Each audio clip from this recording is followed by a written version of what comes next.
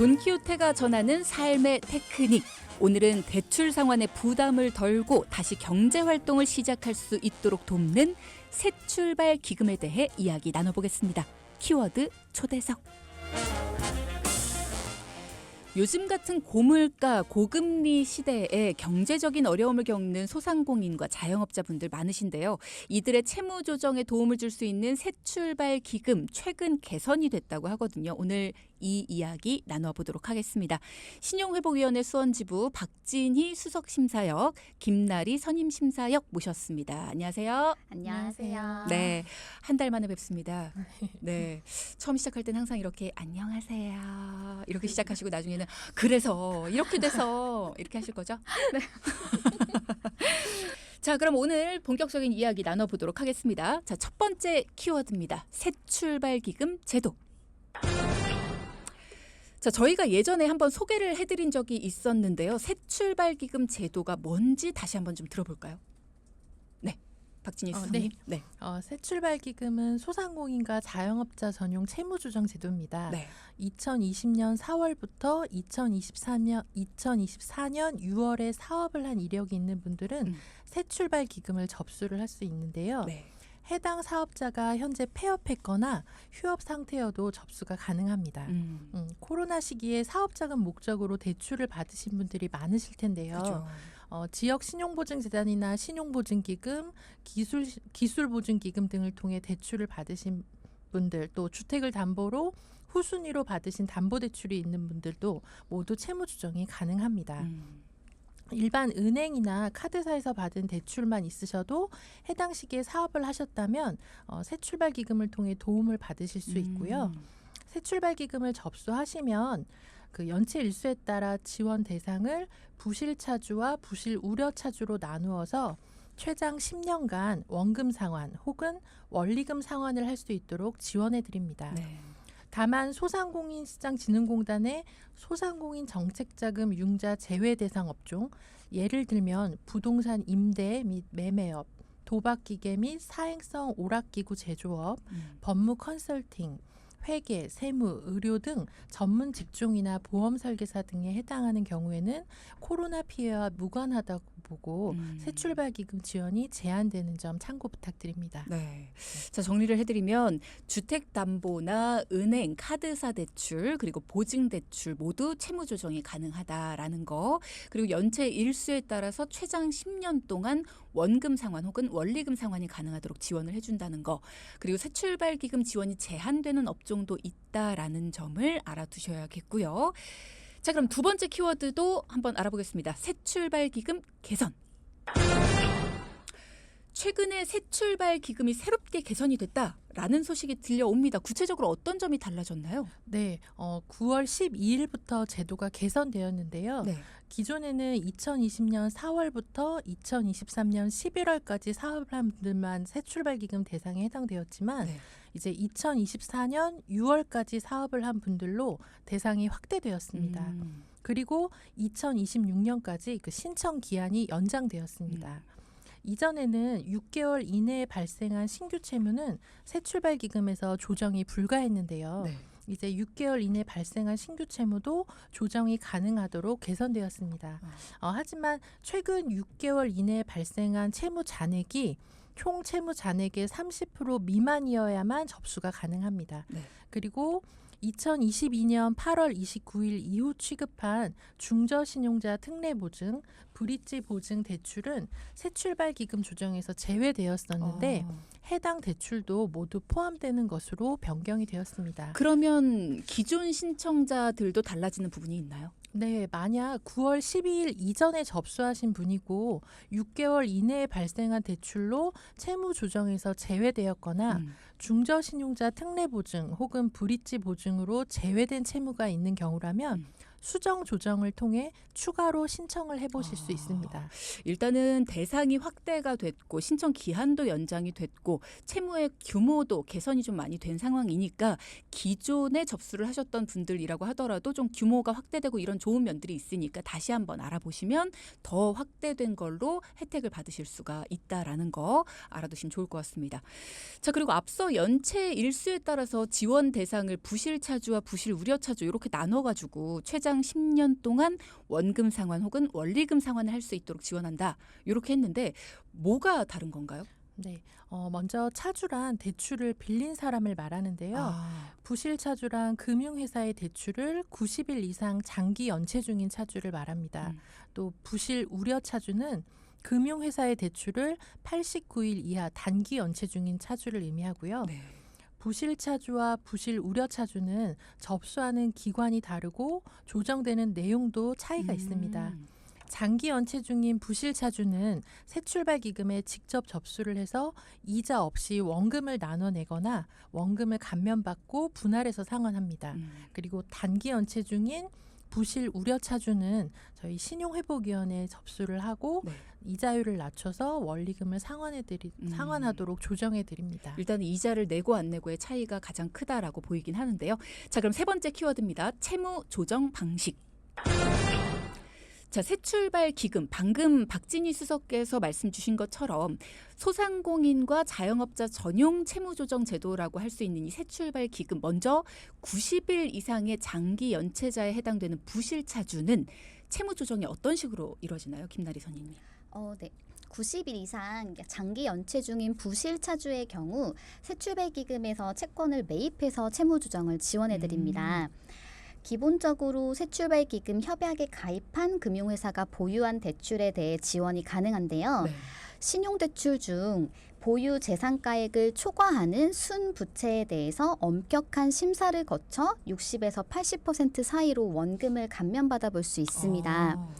예를 들어 순부채가 1억이고 순재산이 2천만 원이라고 한다면 부채 1억 원 중 2천만 원은 원금 감면이 불가하고 그렇죠. 8천만 원에 대해서는 60에서 80%까지 감면받아 볼 수 있습니다.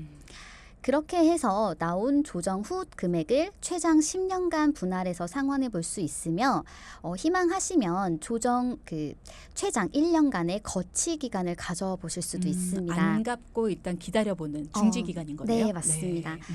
그래서 접수를 이제 하시면 다음 날부터는 이제 정확히는 다음 영업일부터 추심이 중단되고 확정실 때까지는 이제 보통 한 2-3달 정도 소요가 됩니다. 그렇군요.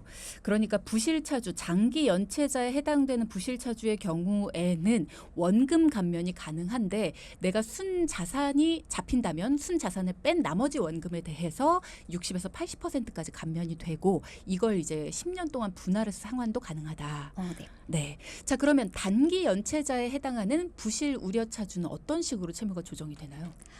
네. 89일 이하의 단기 연체 중인 부실 우려 차주의 경우에는 신용회복위원회에 접수를 하시면 이자율을 낮춰서 최장 10년간 분할해서 원금과 이자를 매달 균등하게 상환할 수 있도록 조정해 드립니다. 네. 부실 우려 차주는 새출발 신속과 새출발 사전이라는 두 가지 제도로 구분이 되는데요. 네. 새출발 신속의 경우에는 한 개 이상의 금융기관 채무가 10일 이상 연체가 되었거나 연체가 없어도 신용평점이 하위 10% 이하이신 경우 20년 4월 이후에 폐업하셨거나 6개월 이상 장기 휴업한 경우 그리고 세금 체납으로 인해서 신용정보 관리 대상에 등재된 경우에는 접수가 가능합니다. 새출발 신속을 접수하면 원래 이자율로 납부하되 최대 이자율이 9%가 넘지 않도록 조정해 드립니다. 네. 그리고 새출발 사전의 경우에는 한 개 이상의 금융기관 채무가 31일 이상 89일 이하 연체 중인 경우에 접수할 수 있는데요. 네. 이 경우에는 상환 기간에 따라 3.9%에서 4.7%로 이자율을 조정해서 최장 10년간 납부할 수 있도록 지원해 드립니다. 부실 우려 차주로 접수를 하시면 약 2달 정도 후에 1차 확정 결과가 나오는데요. 접수한 기관 중 동의한 기관의 채무만 먼저 확정이 됩니다. 그리고 부동의한 기관의 경우에는 새 출발 기금에서 매입을 진행을 해주고 네. 매입이 완료가 되면 추후에 추가 신청을 하는 구조로 진행이 됩니다. 만약에 채권 기간이 부동의로 인해서 이 해당 채무가 새 출발 기금으로 넘어가는 경우에는 신용도가 하락할 수 있다는 점은 참고 부탁드립니다. 네. 일단 내 경우가 되면은 자세하게 상담을 받아봐야지 조금 더 이해가 될 수 있을 것 같다라는 생각이 드는데 한 가지 궁금한 게 혹시 특정 채무를 제외하고 신청할 수도 있나요? 네. 선택적 채무 조정이 가능합니다. 아. 기존의 신용회복위원회 제도는 제외되는 채무가 아닌 한 모든 채무가 함께 조정되어야 했지만 새출발기금은 원하는 채무만 골라서 조정 신청할 수 있습니다. 예를 들면 초저금리 대출이나 아니면 소액 대출, 아니면 일부 카드사만 제외하고 신청해 볼 수 있는데요. 네. 다만 그 90일 이상 연체가 돼서 접수하는 부실차주의 경우에는 원금 조정이 이루어지기 때문에 이때는 이제 금융회사 간의 형평성을 고려하여서 선택적 채무 조정이 불가하고요. 네. 그 연체 89일 이하의 부실 우려 차주만 선택적 채무 조정이 가능하다고 봐주시면 됩니다. 다만 이제 또 선택적으로 제외한 채무는 추후에 포함이 어려운 점을 감안해서 제외할지 여부를 결정해 주시면 좋을 것 같습니다. 그러니까 내가 한 5곳에서 빚이 있는데 그 중에서 한 2가지는 이율도 낮고 하니까 내가 한번 갚아보겠다라는 네. 마음으로 이제 제외를 시키고 나머지 3곳에 대해서만 조정 신청을 했는데 나중에 보니까 너무 어려워져서 나머지 2곳도 포함이 가능할까요?는 안 된다는 거잖아요. 네, 동일 조건으로는 불가합니다. 아, 그렇군요. 선택적으로 제외한 채무는 추후에 포함이 어렵다라는 점 알아두시고요. 코로나 시기에 후순위 주택담보대출을 받은 자영업자가 많으신 걸로 알고 있습니다. 그것도 조정이 가능하다라고 앞서 얘기를 해주셨는데 그 얘기도 좀 더 자세히 해주시겠어요? 네. 많은 자영업자분들이 이제 코로나 시기를 버티기 위해서 당장의 급한 불을 끄고자 주택을 담보로 채무 조정을 이제 대출을 받으신 경우가 많은데요. 네네네. 그 당시에는 주택 가격이 많이 상승하던 시기였는데 현재는 좀 많이 하락하면서 채권 기간에서 만기 연장을 거절하면서 어려움을 겪으시는 분들이 많이 찾아오세요. 맞아요. 근데 이제 기본적으로 주택을 구매할 때 받은 대출은 자산 형성을 목적으로 받았다고 보고 채무 조정에서 제외되고요. 그렇지만 후순위로 받은 주택담보대출의 경우에는 조정 신청을 해볼 수가 있습니다. 기존에는 이제 신용회복위원회 제도로는 본인 명의의 주택을 담보로 받으신 경우에만 조정이 가능했지만 네. 새출발기금 제도의 경우에는 본인 명의가 아닌 제3자, 즉 타인 명의의 주택을 담보로 후순위로 받은 대출이 있어도 조정이 가능합니다. 네. 주택담보대출의 경우에는 최장 20년간 상환할 수 있도록 조정해드리는데 담보대출인 만큼 원금 감면은 없고요. 이자율을 3.9%에서 4.7% 사이로 조정해서 납부하게 됩니다. 참고로 후순위로 받은 대출이 아니어도 해당 대출이 자산 형성 목적이 아니고 사업 목적으로 받은 대출인 경우에는 조정이 가능할 수 있기 때문에 한 자세한 가능 여부는 신용회복위원회에 방문하셔서 상담 부탁드립니다. 네. 이 부분이 굉장히 궁금했습니다. 나는 자산을 늘리기 위한 목적이 아니라 진짜 사업을 하기 위한 목적으로 대출을 받은 건데 후순위가 아니라는 이유로 거절을 당할 수 있잖아요. 그래서 그런 네네. 경우에는 어떻게 되죠? 라고 여쭤보려고 했는데 후순위가 아니어도 해당 대출이 사업 목적으로 받은 대출이다라는 것을 이제 증명해낼 수 있다면 네네. 그러면 조정이 가능할 수 있다라는 거니까 어떤 방법들이 있을지는 자세한 건 이제 신용회복위원회에 방문하셔서 상담 받아보시고요. 자, 이번엔 4번째 키워드입니다. 새 출발 기금을 통한 새 희망. 실제 도움을 드린 분들의 이야기를 두 분이 많이 들려주고 계시잖아요. 얘기를 들으면서 나도 도움을 받아야 될까, 받을 수 있을까, 긴가민가 하셨던 분들이 사례를 듣고 결심도 많이 하시고 또 용기도 많이 내시는 것 같거든요. 새롭게 희망을 얻으신 분들의 이야기를 좀 들어볼까요? 네. 새출발기금 상담을 시작하면서 어려움을 겪고 있는 자영업자분들이 이렇게나 많구나라는 걸 새삼 느끼게 되더라고요. 네. 특히 요즘 새출발기금 상담들 진짜 많이 오시거든요. 그래요. 네, 근데 저는 이제 얼마 전에 상담했던 분이 좀 기억에 남는데요. 60대 남자분이셨는데 배우자분과 함께 20년 동안 백반집을 운영하고 계신 분이었습니다. 그분 말씀에 따르면 워낙 주변에 맛있고 좋은 식당들이 많이 생겨나서 영업이 부진하긴 했지만 그런대로 살만했는데 음. 코로나 때문에 영업 상황이 급격히 더 안 좋아지면서 부족한 생활비와 운영비 마련을 위해 사업자 대출과 카드론이 많이 생겨 버는 대로 계속 이자를 내기도 좀 어려운 상황이 되었다고 했습니다. 네. 그래도 이제 내가 빌린 돈 내가 갚아야지 했지만 몇 달 전 배우자분이 유방암 판정을 받게 되면서 지금 모든 것을 놓아버린 상태라고 하시며 눈물을 조금 닦으셨습니다. 어떻게든 다시 한번 힘을 내보고자 노력을 하셨는데 이제 건강상의 문제까지 겹치시면서 굉장히 안타까운 사연이네요. 네, 네. 네. 그래서 이제 저희가 그분의 신용 정보 조회를 해보니까 이미 연체 3개월이 지나 채무 불이행자로 등재된 상태였고 그 말씀하신 대로 사업자 대출과 카드론 등 채무가 5천만 원 가량 되었더라고요. 네. 이미 연체 3개월이 지난 부실 차주는 새 출발 기금으로 직접 인터넷 접수를 하는 것이기에 접수하는 방법을 안내를 해드렸습니다. 네. 그리고 또 심사를 통해 원금에서도 일부 감면해서 안정적으로 채무 상환이 가능하도록 상환 기간을 연장해 주는 제도라고 안내를 해드렸습니다. 이제 상담을 마치고 일어서면서 이제 이 길로 폐업 신청하러 가려고요 하시는데 네, 제 마음도 조금 안 좋더라고요. 그죠. 솔직히 이제 상담을 하다가 위로의 말을 건네기가 쉽지가 않거든요. 근데 그분께는 좀 조심스럽지만 용기를 내서 또 말씀을 드렸습니다. 더 좋은 일 있으실 거라고. 그래도 무엇보다 건강이 최고니까 건강 잘 챙기시고 배우자분도 빨리 회복되시길 바란다는 말을 건네면서 상담을 마무리를 했습니다. 그렇군요. 이런 얘기들을 들을 때 하루 동안 이제 많은 분들의 이야기를 들으실 거 아니에요. 그럴 때마다 진짜 내가 기운 내서 더 열심히 해야겠다라는 생각도 많이 드실 것 같고 그렇습니다. 오늘도 이런 사례를 말씀을 해주셨는데 이야기를 들으시면서 물론 오늘 이 새출발 기금이라는 거는 이 소상공인 그리고 자영업자분들 전용 채무조정 제도이기는 합니다만 지금 문자창으로 질문을 주신 분이 있으시거든요.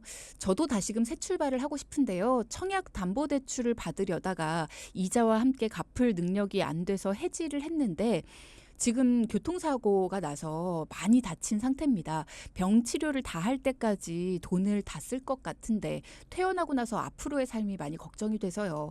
45밖에 안 됐는데 새로운 직장도 자신이 없고 또 출판사에서 너무 오래 일을 했는데 오랫동안 병치료를 하려면 또 오래 쉴 것 같아서 어떻게 새 출발할 수 있을까요? 나이 드니까 겁이 많아지네요.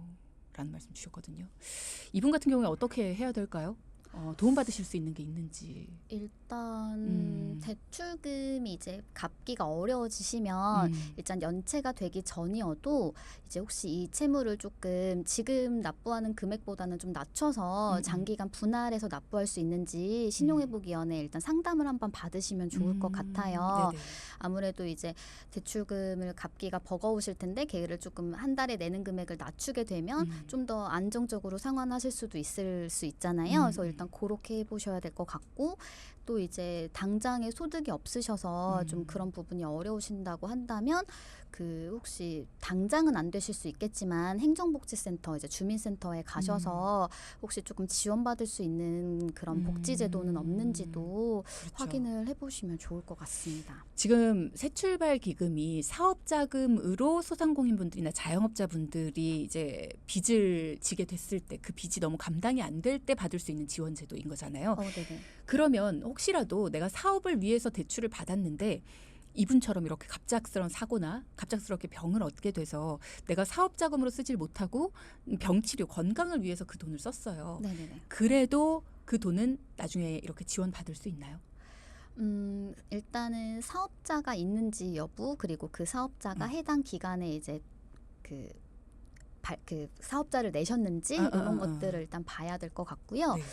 그리고 일단 매출 여부도 일단은 한번 보기는 해야 되는데 정확한 여부는 한번 오셔서 상담을 받아보셔야 저희가 말씀을 드릴 수 있을 것 같아요. 개인의 상황에 따라 다를 예, 수 있다. 그래서 일단은 사업자가 있다고 하면 새출발기금으로 진행을 하시면 되고 만약에 이제 이분 같은 경우 만약에 나는 사업자가 아니었다라고 한다면 새출발기금 외에도 신용회복위원회에는 개인을 위한 그 그렇죠. 채무조정 제도가 있으니까 그렇게 도움 받아보실 수도 있을 것 같습니다. 네.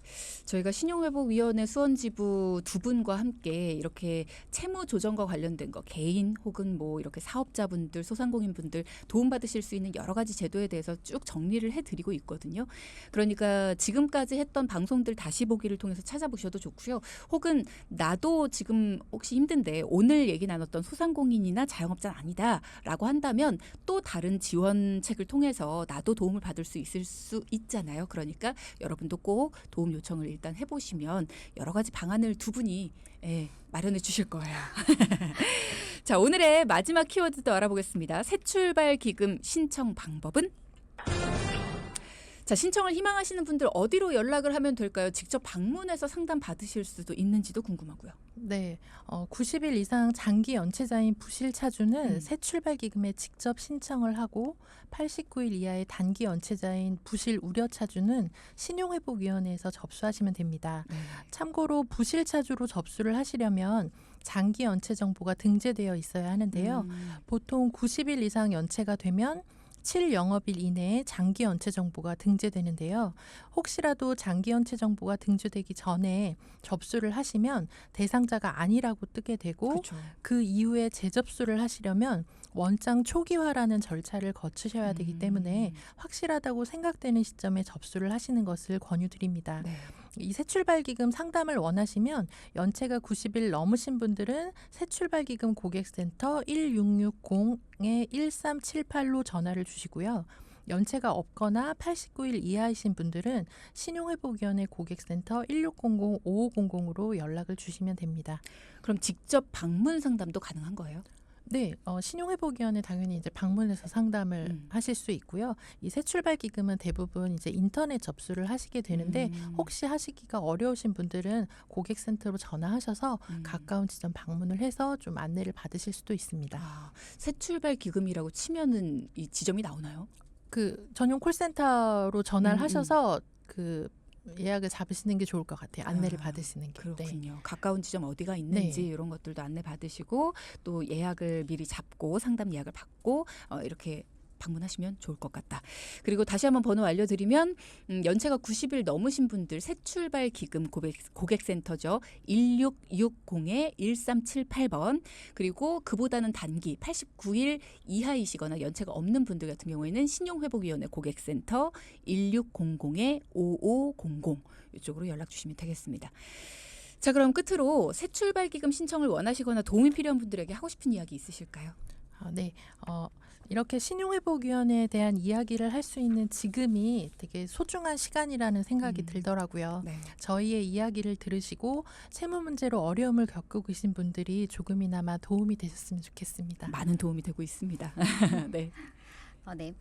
코로나로 인해서 많은 어려움을 겪으셨던 소상공인 분들, 자영업자 분들께 그 새출발 기금을 통해서 또 새로운 도약을 할 수 있도록 진심으로 응원합니다. 청취자분들 모두 힘내세요. 파이팅. 네, 조만간에 신용회복위원회 수원지부의 두 분의 이런 뭐라 해야 돼 입간판 같은 거 홍보위원으로 서 계시지 않을까라는 생각을 또 다시 한번 해보면서 오늘도 두 분과 함께했습니다. 신용회복위원회 수원지부 박진희 수석심사역, 김나리 선임심사역 두 분 수고하셨습니다. 네, 감사합니다. 네.